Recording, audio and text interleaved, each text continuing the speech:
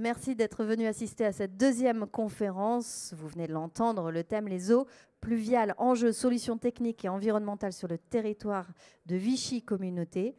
Surtout, cette conférence nous amène aujourd'hui à faire un constat. Le tout tuyau, c'est clairement terminé pour les eaux pluviales. C'est une page qui s'est tournée avec une envie de techniques plus raisonnées qui soient plus en accord avec l'urbanisme actuel et l'urbanisme moderne.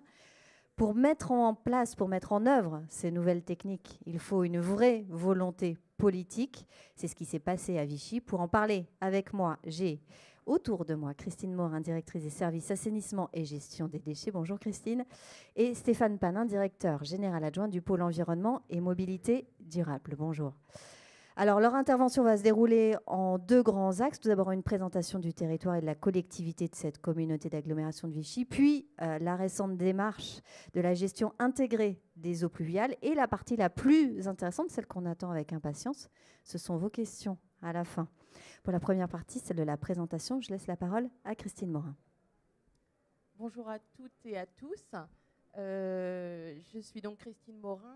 Je dirige le service assainissement et gestion des déchets de Vichy Communauté, un service d'une cinquantaine de personnes, dont le nombre de personnes le plus important est sur le service assainissement, 40 personnes, puisqu'on a à la fois un bureau d'études travaux neufs, un service autosurveillance, un service exploitation et un service relations abonnés, tout ce qui est facturation, etc. Je vais vous présenter d'abord le territoire de la collectivité, puis la gestion des eaux pluviales, et je passerai la main à Stéphane pour les exemples de réalisation. Alors, Vichy Communauté est une communauté d'agglomération qui est située dans la nouvelle région Auvergne-Rhône-Alpes, dans le département de l'Allier. On compte 84 000 habitants depuis le 1er janvier 2018, suite aux fusions, je vous en parlerai un petit peu plus tard.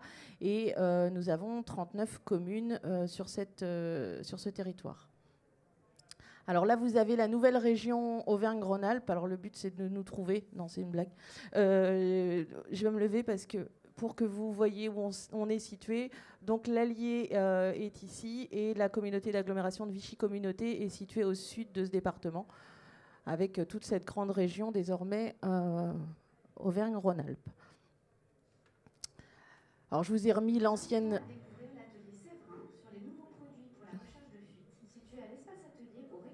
C'est la page de pub. Ouais, c'était la page de pub, vous pouvez continuer. Vous avez toute notre attention. Donc, je vous ai remis l'ancienne région Auvergne, où on voit donc l'Allier, le Puy-de-Dôme, le Cantal, la Haute-Loire. Et puis, vous avez le département de l'Allier depuis le 1er janvier 2017, puisqu'effectivement, comme beaucoup d'intercommunalités, il y a eu des fusions qui se sont opérées. Donc, on retrouve la communauté d'agglomération au sud de l'Allier. C'est la communauté d'agglomération la plus importante en termes de population. Alors la carte n'est pas tout à fait exacte parce que vous avez 38 communes et on en a récupéré une 39e au 1er janvier 2018. Alors ici, notre territoire, d'un peu plus près, jusqu'au 31 décembre 2016, Vichy Communauté s'appelait Vichy Val d'Allier. On avait 23 communes, territoire relativement urbain, et on a fusionné avec un territoire beaucoup plus rural qui se trouve sur la carte, sur la partie droite. Un territoire plutôt montagne, relativement important, hein, parce que nous, on avait à peu près 346 km² et le nouveau territoire qui a fusionné avec nous fait 400 km². Il y a 15 communes, 6 000 habitants et on pesait, pour les 23 communes, 77 000 habitants. Donc, pour vous donner une idée, zone assez montagneuse avec des stations de ski, on culmine jusqu'à 1200 mètres d'altitude. Donc voilà, pour vous donner les contraintes de territoire également. Et puis la commune centre, qui est la commune de Vichy, une commune urbaine relativement dense, une petite surface, hein, c'est une commune qui fait à peine 6 km² et qui concentre à peu près 27 000 habitants.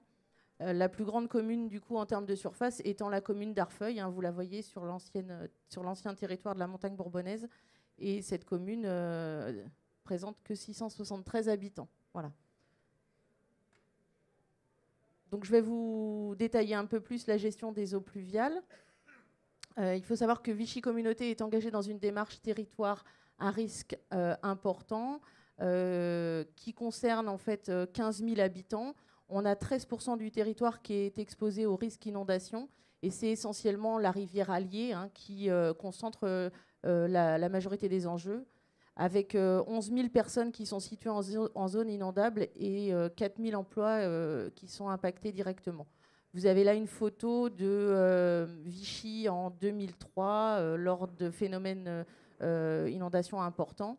Et puis sur la carte que vous avez à côté, vous voyez l'Allier et la partie en rose qui est toute la zone inondable, avec Vichy qui se situe en rive droite et l'autre commune qui est plus impactée, qui se situe en rive gauche, qui est la commune de Bellerive-sur-Allier. Alors, un peu d'histoire sur le territoire de Vichy. En fait, il faut savoir que la majorité du territoire se situe sur le périmètre de captage de protection des eaux minérales de Vichy, qu'on a près de la moitié des communes qui sont concernées par un plan de prévention à risque inondation, et qu'on a donc un territoire qui est hétérogène en risque de population, en termes de densité de population, comme je vous le disais, une commune centre urbaine avec une forte densité. Il faut savoir que les 3 communes urbaines de l'agglo pèsent 47 000 habitants, Vichy, Cussey, Bellerive, sur un territoire de 84 000 habitants. Et que c'est là qu'on trouve la rivière Allier. Alors sur la gestion des techniques alternatives dont on va vous développer un petit peu plus les réalisations après, il faut savoir qu'on est sur une démarche récente, hein, puisque les premières réalisations ont été réalisées en 2009. Il faut savoir que ces techniques alternatives sont vraiment portées par l'équipe de techniciens, notamment les agents du bureau d'études assainissement et puis les collègues du service mission aquatique et prévention inondation. Ce qui est important parce qu'à l'inverse, notre travail, c'est de mobiliser désormais nos élus. Parce que si nous, on est investis, motivés sur ces techniques, on a tout à faire partager à nos élus, également aux services techniques des communes sur lesquelles on travaille, aux maîtres d'œuvre et puis effectivement également aux usagers. Sur les techniques alternatives, il n'y a rien d'écrit dans le marbre. On se rend compte qu'il faut adapter aux contraintes et au territoire que nous avons. Et c'est ce que va vous présenter Stéphane sur les réalisations. Oui, bonjour à tous. Donc sur les réalisations, je vais commencer par un aménagement phare du précédent mandat. C'était un boulevard urbain, alors boulevard urbain à l'échelle de Vichy évidemment. Aménagement il y a 1,7 km de voirie qui était à créer ex nihilo en limite de Vichy et de Cussey, qui sont qui sont parmi les 2 villes-centres de notre agglomération. Donc, une problématique qu'on rencontre souvent en urbain, c'est-à-dire la capacité à développer des techniques alternatives compte tenu de la disponibilité du foncier et de son coût. Souvent, voilà. Donc, 3 exemples assez caractéristiques et qui témoignent aussi de la volonté politique de s'engager dans les techniques alternatives. Voilà.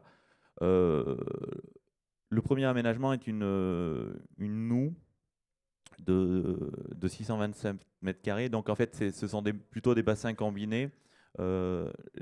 L'idée était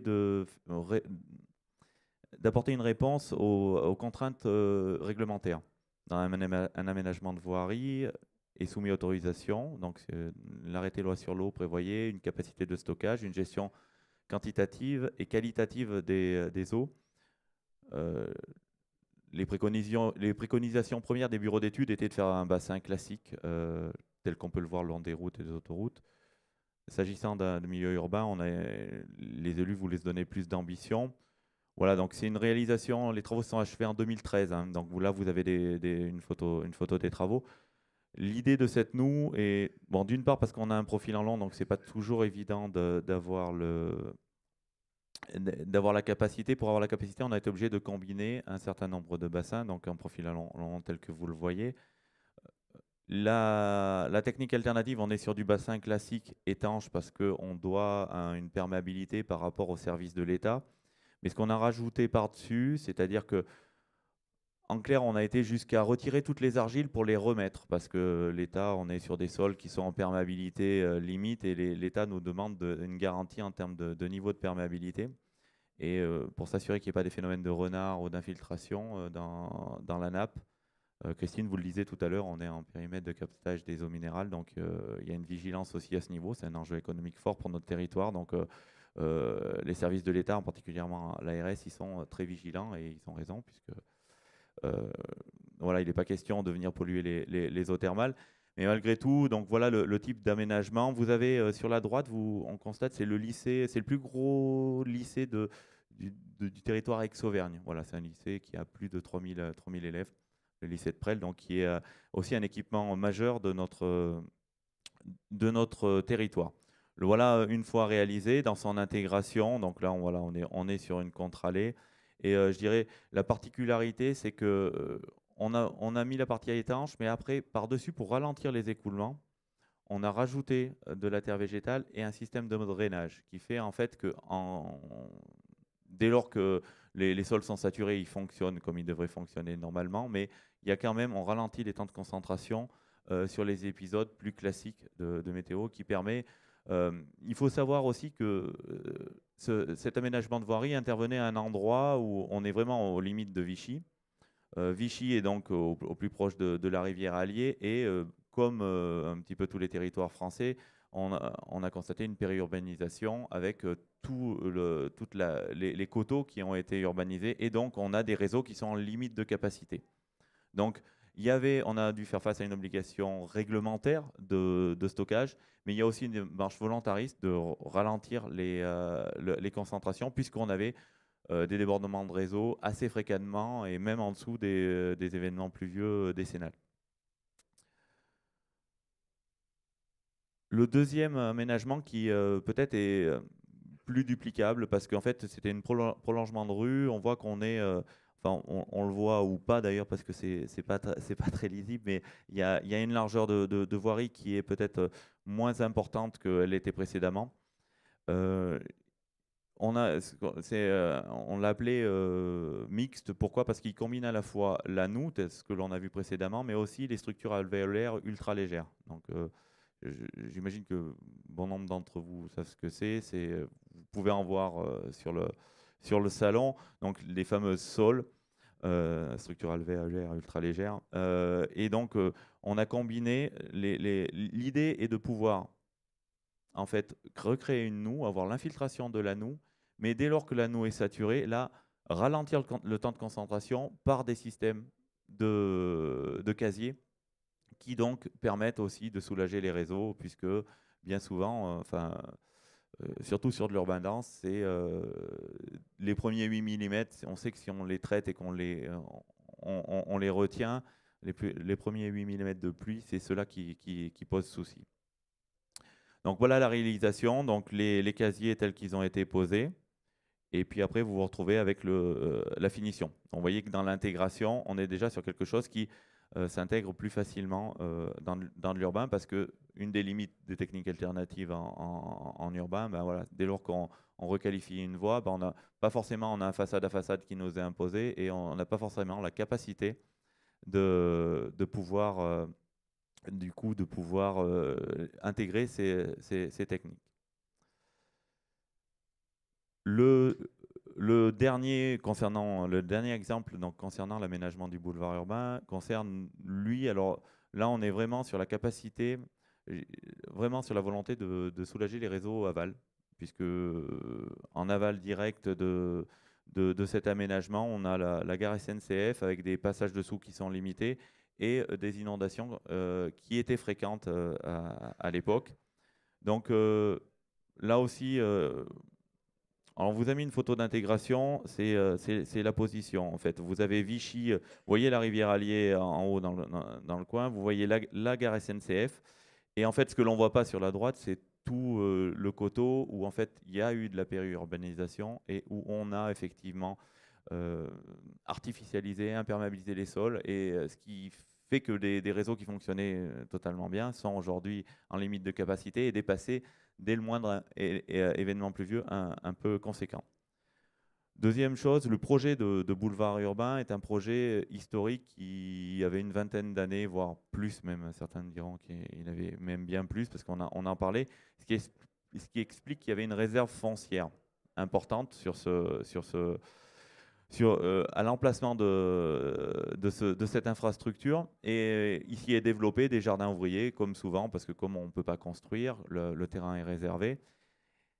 Et c'est une des approches aussi qui a été soulignée. J'étais le chef de projet de cet aménagement à l'époque et je trouvais que ça fonctionnait plutôt bien. Il y avait, les gens fonctionnaient, avaient leur petit bout de jardin entre eux. C'était un lieu de rencontre et je trouvais dommage qu'en réalisant notre projet, en fait, les gens allaient retenir qu'il y avait des jardins jusqu'à ce que le projet se fasse.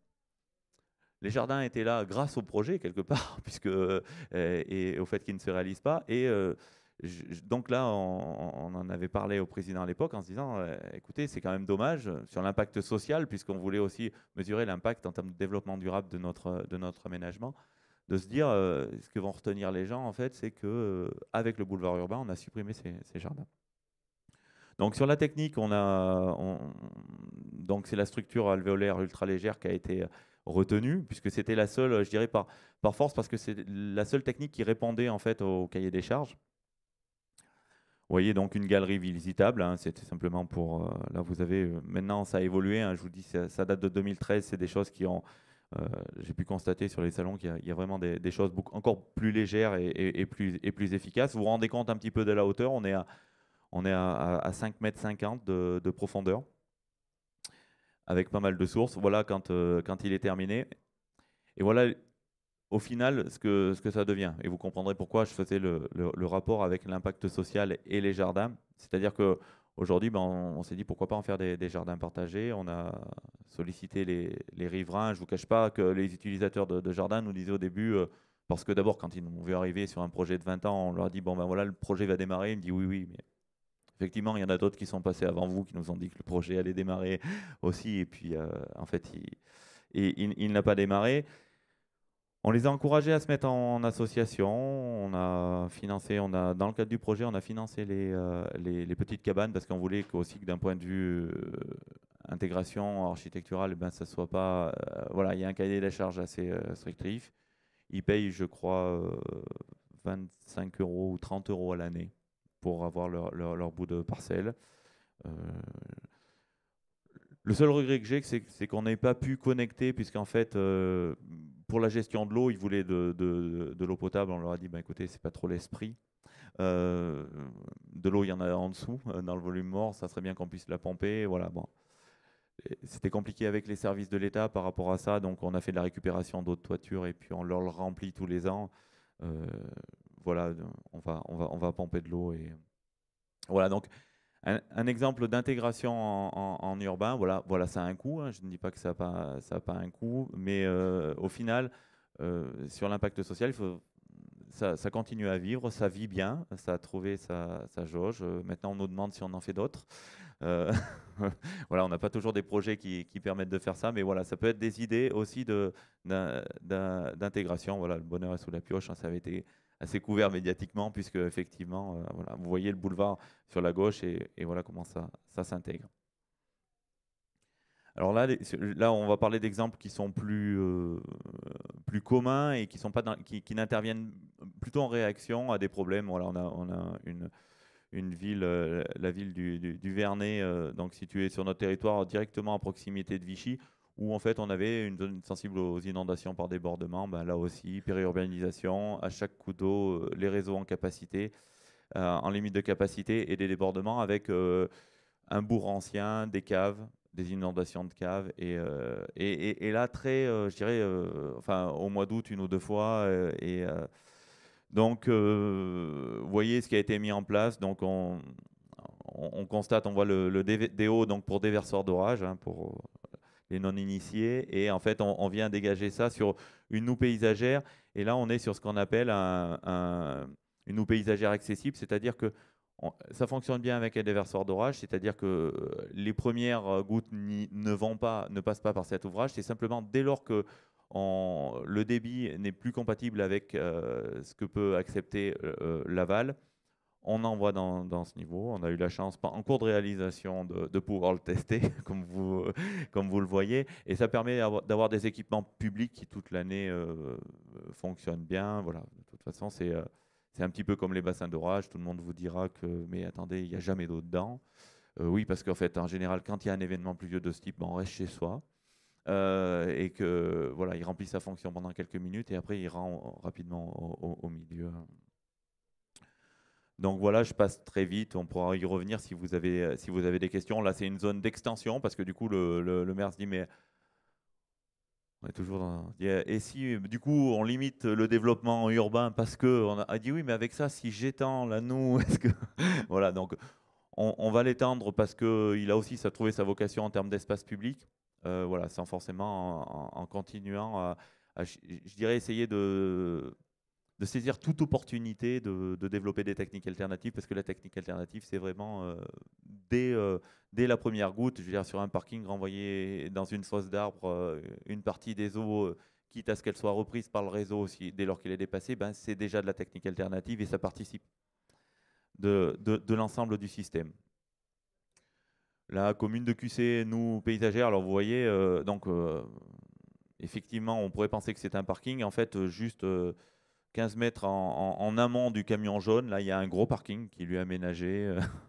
Et en fait, sauf qu'en face, il y a les ateliers municipaux et qu'effectivement, le parking était peut-être un peu loin, donc on se garait, on se garait là directement. Donc voilà ce que ça peut donner, c'est aménagement. Il est très petit en fait, parce qu'en fait vous avez l'ensemble de l'aménagement. Voilà ce que ça peut donner en intégration. Voilà, c'est évidemment période de mai-juin quand c'est fleuri, une prairie fleurie, avec une attention particulière toujours sur les conditions d'exploitation, c'est-à-dire qu'après il faut que ça puisse être tendu avec du matériel classique pour les espaces verts et voilà, que ça soit pas du rotophile et qu'on y passe un temps fou. C'est aussi sur le territoire, on travaille beaucoup avec les communes, puisqu'en fait dans l'organisation de ces techniques alternatives, on les promeut, on met l'ingénierie derrière, ce que je vous disais, Christine, puisqu'il y a une vraie volonté, c'est porté par notre bureau d'études, mais l'agglomération aménage et c'est les communes qui entretiennent. Donc on fait aussi un gros travail autour de l'entretien parce qu'il faut aussi que ça puisse être entretenu et que ce soit sobre, je dirais, en termes d'entretien. Donc voilà, sur une autre vue, c'est toujours la même nous paysagère. La commune de Vanda, là aussi, périurbanisation, une zone résidentielle assez classique. Vous avez un fossé qui remplit. On est des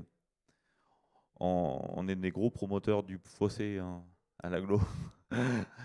Le fossé a plein de vertus. Il infiltre, que ce soit et effectivement, ce qui se passe, c'est que les entrées charretières font que le fonctionnement du fossé perd, puisque en fait, on a fait une noue paysagère, on pourrait se dire en termes d'infiltration, la différence entre une noue et un fossé, elle est parfois relative, ou du moins nuancée.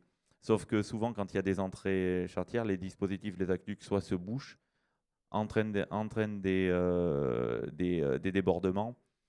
Et donc voilà, donc là aussi un travail avec la commune de Vanda, des équipes de Christine, pour se dire comment on peut intégrer cela. Donc vous voyez que sur la droite, c'est complètement imperméable et sur la gauche, il y a le fossé. Voilà, en version finale, on a réussi à mettre des aménagements d'espaces verts. Donc voilà, une continuité piétonne parce que c'est souvent le cas, puisque là, on est dans la périurbanisation et une fois qu'elle est, pour pouvoir accéder au village, il faut ça. Et vous avez en encart au milieu son fonctionnement. Là aussi, l'anneau est là pour collecter, elle infiltre jusqu'à ce qu'elle puisse. Dès qu'elle peut plus, c'est le réseau qui prend le relais. Mais tout ce qui est infiltré en amont est déjà ça de moins dans nos réseaux. Voilà, c'est toujours la même photo. Et enfin, commune de Charmeil, initiative privée. On était assez contents puisque voilà, la communauté d'agglomération a diverses compétences. Elle instruit les permis de construire. Et donc, dans les premiers contacts avec le promoteur sur cette commune, on l'a encouragé à, plutôt que de mettre un espace vert, de le mettre un petit peu en dépression, de manière à ce qu'il puisse fonctionner fonctionner un peu comme le bassin du Vernet, ce que je vous expliquais, un espace public, mais qui aussi puisse avoir une fonction hydraulique en cas d'événement pluvieux. Et on a eu un accueil favorable, ce qui prouve aussi que voilà, tout cela évolue. Et donc, vous avez en bas la première version qui a été refusée, c'est ce que je vous indiquais, parce que talus trop forte, c'est-à-dire que sur l'entretien et voilà l'aménagement définitif, même s'il n'est pas, c'est plutôt des herbes folles et que voilà, on était, je pense que ça serait pris maintenant, la photo serait plus vendeuse. Je crois que c'est terminé, que c'est les questions. Merci beaucoup à vous deux pour cette présentation très claire. Est-ce qu'il y a des questions dans le public? Une petite timidité qui se dessine. Bon, moi j'en ai une. Comment on fait, par exemple, quand la capacité d'infiltration du sol est insuffisante? Oui, c'est effectivement une vraie question parce qu'en fait, aujourd'hui, on a tendance dans le modèle classique à se dire ben, soit on fait de la rétention, soit on fait de l'infiltration. Et nous, typiquement, sur le territoire de Vichy Communauté, la difficulté, c'est qu'on a des organisations géologiques qui sont, voilà, c'est des sablés argiles du Bourbonnais. Donc, on peut avoir des zones très sableuses comme des zones très argileuses et effectivement difficile de calibrer l'ensemble. Pour autant, l'idée est vraiment de combiner les deux. C'est-à-dire que ben, l'infiltration, même si elle n'est pas suffisante, ce qui est pris est déjà pris, j'ai envie de dire. Alors effectivement, il y a l'aspect réglementaire, il y a ce que l'on doit, sur le premier exemple que je citais, donc sur le boulevard urbain, effectivement, on avait des obligations en termes de rétention réglementaire. Donc il fallait montrer notre capacité à retenir, mais aussi une pollution, c'est-à-dire qu'il y a les services de l'État, enfin vous le savez, voilà, sur des infrastructures de ce type-là, il y a un poids lourd, un semi-remorque citerne qui se renverse. Comment on isole la pollution avant qu'elle se rejoigne? Il faut pouvoir capacité. Donc, et là, pour le coup, il faut effectivement qu'on soit garant de cette capacité d'infiltration. Mais malgré tout, dans le courant, et ben voilà, c'est ce que j'indiquais tout à l'heure avec l'exemple de la fosse d'arbres. Et ben sur un parking, parfois, ne serait-ce que renvoyer sur des fosses d'arbres ou sur l'aménagement paysager qui, évidemment, à un moment donné, on va être dépassé par l'événement. De toute façon, on sait qu'il y a des événements météo qu'on ne sait pas gérer parce que les réseaux ne sont pas en capacité, puis parce que ça serait vraiment, il faudrait des infrastructures énormes pour pouvoir les gérer. Et c'est pas le but, puisque après, de toute façon, il y a aussi la solidarité à Mont-Aval, c'est-à-dire que moins cette eau, on la retrouve en aval. Donc, on essaie de le combiner, mais effectivement, c'est une problématique réglementaire. Pour autant, voilà, on arrive à la contourner parfois, il faut dialoguer avec les services de l'État, quand c'est le cas, quand c'est ça qui est limitatif. Et puis aussi, voilà, l'infiltration, se dire aussi que même si les sols ne sont pas perméables, ben, ce qui est déjà infiltré est déjà infiltré. Alors, vous l'avez évoqué d'un mot, il y a aussi la question de la pollution. Est-ce que finalement, ces eaux de ruissellement favorisent la pollution? C'est vrai, c'est faux? Oui, alors effectivement, on le sait tous pour ceux qui gèrent des réseaux d'assainissement. Aujourd'hui, la vraie problématique, c'est l'assainissement par temps de pluie. Et pas simplement parce qu'il y a des déversoirs d'orage et qu'on rejette des eaux de milieu. On sait très bien que les premières eaux, je parlais des 8 premiers millimètres de pluvial, c'est cela qui pose le problème au milieu, puisqu'on lessive, en fait, on a des métaux lourds. Et aujourd'hui, c'est pas forcément des choses que l'on gérait et qui étaient intégrées dans notre politique. Il faut que ce le soit. Donc cette gestion des pollutions, les techniques alternatives, alors il y a la phytorémédiation, effectivement, c'est des choses qui, aujourd'hui, je parlais du fossé. Le fossé, gérait ça très bien, déjà. Puisque ces premières eaux, ben, elles étaient infiltrées et il y avait de la végétation qui prenait dedans. Voilà. Donc, cette gestion-là, nous, on essaie de travailler déjà au niveau des avaloirs, ne serait-ce que par des avaloirs siphonnés qui permettent, alors c'est très technique, mais ça permet au moins de piéger les surnageants et de ne pas les envoyer au réseau tout de suite.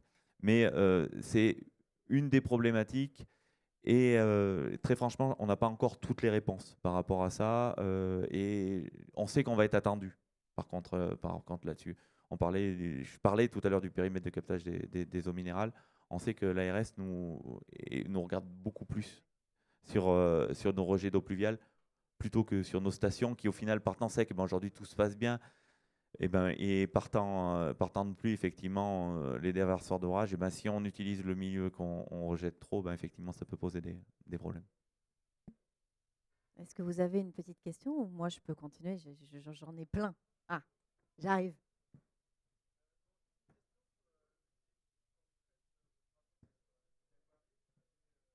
Ah, c'est une vraie question, ouais. Parce que, effectivement, pour promouvoir, même si les équipes de Christine sont très persuasives, mais ça suffit pas. Et effectivement, on a un modèle aujourd'hui, nous, sur le budget. Alors, le budget, il est variable.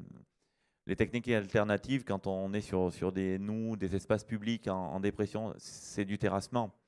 Donc, quand c'est couplé, effectivement, souvent c'est couplé à une opération, on a des moyens matériels dessus.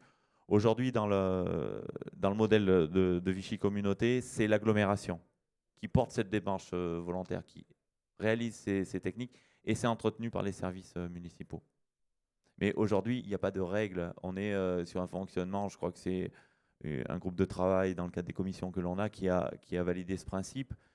Aujourd'hui, on a un projet sur la ville de QC, voilà, parce qu'on a des problèmes aussi sur la ville de QC. C'est la ville qui va acquérir, l'agglo va aménager. Alors, il faut savoir que pour ce type d'équipement, il y a potentiellement des aides de l'agence de l'eau, puisqu'il n'y a rien de plus hypothétique que les aides de l'agence de l'eau dans le contexte actuel. Mais potentiellement, sur le pluvial, ils interviennent peu sur le pluvial, mais sur ce type d'équipement-là. Et donc, nous, aujourd'hui, on a déposé un dossier à l'agence de l'eau autour de ce bassin. C'est un bassin classique, hein. C'est une eau combinée parce qu'on est...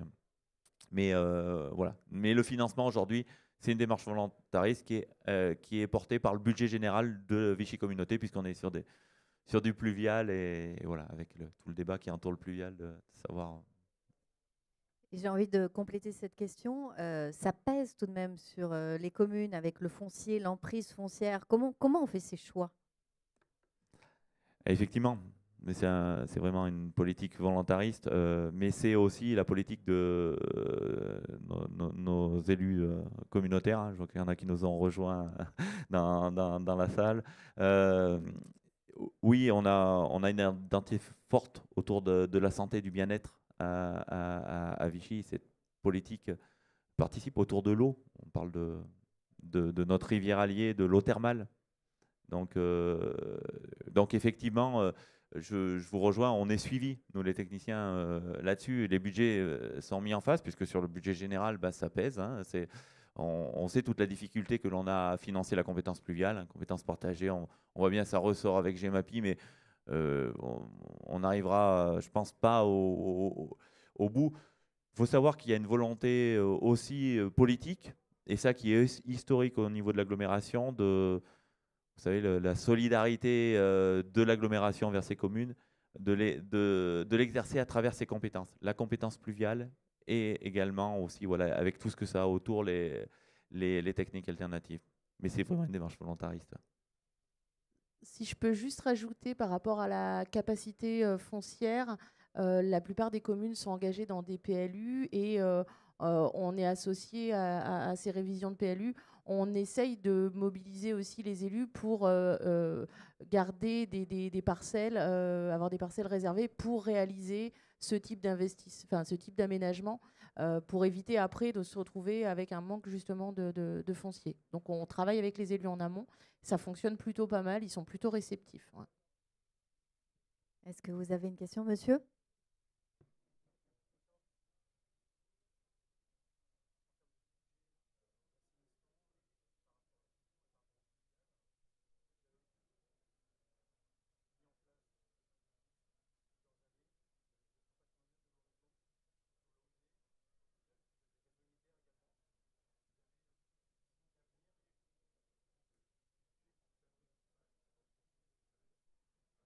Alors, je vais répondre parce qu'effectivement, je souriais parce que la question est toujours intéressante sur le financement du pluvial qui aujourd'hui, j'ose même pas vous donner les clés de répartition sur l'unitaire entre le pluvial et l'eau usée, hein, voilà, entre un SPIC et voilà, on n'échappe pas à la règle.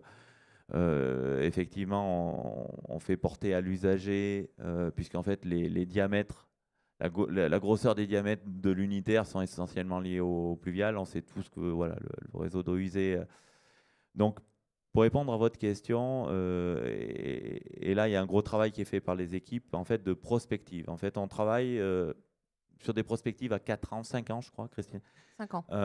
Voilà, autour de l'assainissement et du pluvial. Et on le couple. Voilà, c'est la vision que l'on a parce qu'on est dans un contexte réglementaire, législatif qui est trop mouvant pour s'engager au-delà.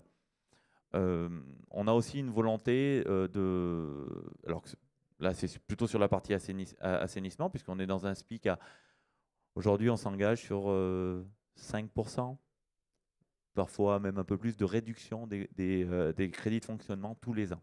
Ce qui nous permet d'investir sur le budget assainissement depuis 2008 sans augmenter la redevance. Voilà, on investit 2 millions d'euros parce que, en plus, c'est de l'économie locale.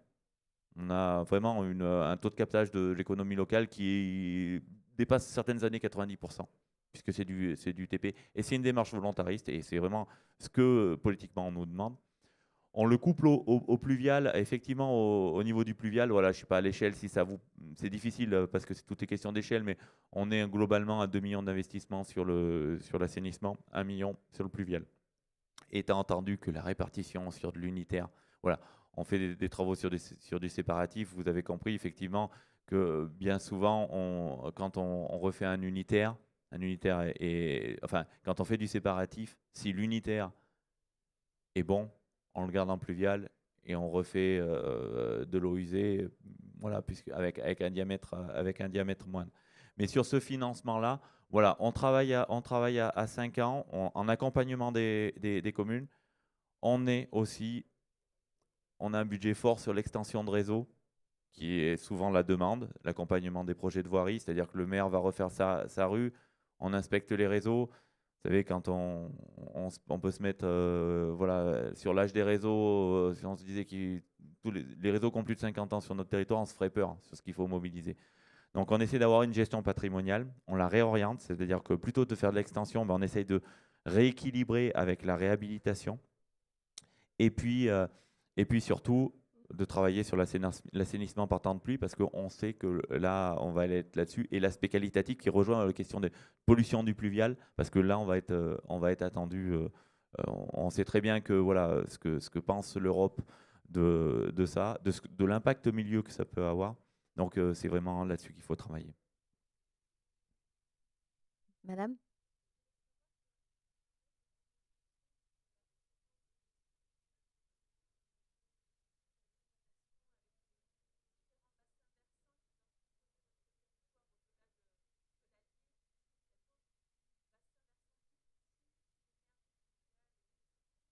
Bon, c'est très bien. Christine sourit parce que j'ai fait une intervention sur GEMAPI pour la région, pour la région Auvergne. Alors, sur GEMAPI, donc, notre territoire, je vous disais, une culture autour de l'environnement, du rapport à l'eau, importante sur le territoire. Ça participe aussi parce que voilà. Et autour du risque inondation. Tout ce qui est, on est porteur de la stratégie locale de gestion du risque inondation, les plans de continuité d'activité, un plan intercommunal de sauvegarde aussi, qui sont des éléments nouveaux, et un référentiel de vulnérabilité qu'on a travaillé avec le CEREMA. Donc, une culture forte, mais malgré tout, pas de... C'est lié à la composition de notre territoire. On l'a vu très vite, on a 25 km de rivière alliée, qui en représente, je crois que c'est presque 200 km entre la confluence avec la Loire, et puis, donc 25 km, qu'est-ce que l'on maîtrise? Qu'est-ce que sur 25 km de la rivière Allier, qui est un fleuve, qu'est-ce que l'on peut faire? Pas grand-chose. Donc sur GEMAPI, enfin, pas grand-chose seul, à l'échelle. On est dans un cas d'espèce un peu particulier. Voilà, je fais juste une petite digression. C'est-à-dire qu'on a la rivière Allier où on maîtrise peu de choses, 25 km, avec des digues, domaine public fluvial, donc qu'on hérite de l'État avec tous les décalages que l'on peut avoir dedans, où ils nous transfèrent aussi la charge, sachant qu'ils n'entretenaient rien. Donc voilà. Mais malgré tout, transfert de responsabilité. Et tous les affluents où on maîtrise en fait l'ensemble du chevelu de tout le bassin. Donc, on a des approches différenciées. La loi Fesneau de décembre dernier a permis justement d'avoir une approche différenciée par bassin, ce qui donne un peu de sens à la démarche et ce qui est à notre sens. Donc, voilà. Si c'est le lien avec le pluvial, très franchement, oui, effectivement. Aujourd'hui, on sent très bien que GEMAPI, c'est quoi? C'est simplement la loi NOTRe. À un moment donné, le législateur, il dit moi, je veux que la compétence aménagement, application du droit des sols, SCOT, PLU, PLUI, le petit cycle de l'eau et le grand cycle de l'eau soient gérés au même échelon. Si vous prenez les premiers débats parlementaires, c'est ça. Simplement, derrière, c'est comment on le décline. Que le pluvial, effectivement, dire qu'un cours d'eau sort de son lit potentiellement sans qu'il ait été, je dirais, alimenté par des réseaux en amont, c'est une aberration. Après, le financement, GEMAPI, voilà, GEMAPI, c'est pas le casse du siècle, mais c'est pas loin, quoi. C'est-à-dire que c'est le transfert de responsabilité en disant, bah, si pour les charges, si vous voulez, vous mettez en place une taxe. Mais la justesse de cette taxe, dès lors que voilà, vous la mettez en budget annexe, aujourd'hui, je ne vous dis pas pour déterminer ce qui est d'un aménagement gémapien d'un autre, où se fait la limite. Je veux dire que les juges ont du boulot, hein, tant que les jurisprudences ne seront pas stabilisées. Donc aujourd'hui, oui, nous, très franchement, sur les services, à Vichy Communauté, on essaie de structurer nos services autour des cycles de l'eau, parce qu'on pense que c'est le cycle naturel qui doit, plus que les organisations qui doivent, et on se dit qu'avec cette organisation, on y répondra du mieux possible. On n'a pas de syndicat de rivière. On n'avait pas d'action GEMAPI qui était engagée par les communes. Donc ça veut dire qu'en termes de recettes, aujourd'hui, c'est soit le budget général de notre agglomération, soit la taxe. Voilà. Je ne sais pas si j'ai répondu, mais voilà. Une autre question? Moi, j'en ai une dernière pour clore cette conférence. Est-ce que finalement, on peut aller plus loin dans ces techniques alternatives qu'on utilise? Est-ce qu'il y a d'autres pistes? Je crois qu'on peut être... on le voit d'ailleurs parce que je pense qu'il y a 5 ou 10 ans, on aurait fait ce type de conférence, on aurait eu beaucoup moins de monde. Et voilà.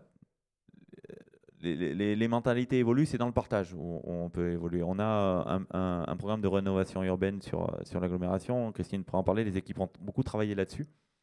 Et effectivement, avec l'architecte, on travaille vraiment sur des équipements qui peuvent, voilà, pour lui, rejeter les eaux dans un espace vert, oui, mais moi, je veux pas que quand ça déborde ou qu'il y ait des flaques partout.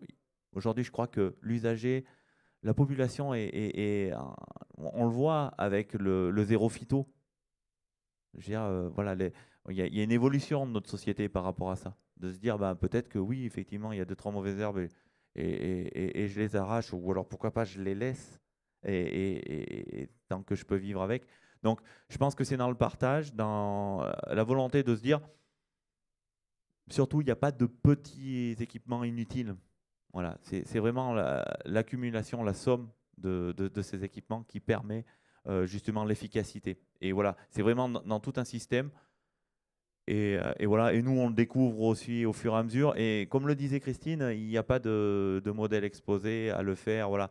Ça part du service abonné quand on a un usager qui dépose un permis de construire. Il nous dit, bon ben voilà, il nous sollicite pour un branchement d'assainissement et un branchement de pluvial. Il dit, ben, le branchement d'assainissement, oui, mais le pluvial, pourquoi? Alors il dit, mais c'est obligatoire. On dit, non, c'est pas obligatoire. C'est même pas un droit. Effectivement, le branchement d'eau usée, c'est un droit et je dirais le service public, lui, le doit. Le pluvial, il dit, vous êtes sûr? Est-ce que vous pouvez pas le gérer sur place? Voilà, c'est quand même une somme. Et ça, voilà, c'est dès ce premier contact. C'est une culture. On a la chance, nous, d'avoir des équipes qui soient engagées, motivées, passionnées par ça. On a la chance d'avoir des élus qui sont à l'écoute. Mais voilà, tout n'est pas parfait aussi. On voit aussi des choses parce que on nous demande d'évacuer vite, parfois là, sur du réseau. Et surtout, voilà, on parlait de GEMAPI, politique inondation. Je n'ai plus le chiffre en tête, mais je crois qu'il y a un rapport entre les inondations par débordement des réseaux et les inondations de milieu qui est de l'ordre de 75% des inondations ont lieu par débordement des réseaux.